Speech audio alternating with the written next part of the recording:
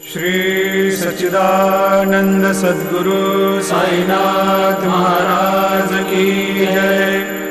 जोडोनिया कर चरणी ठेविला माथा, परिसावे विनंती माझी पंढरीनाथा।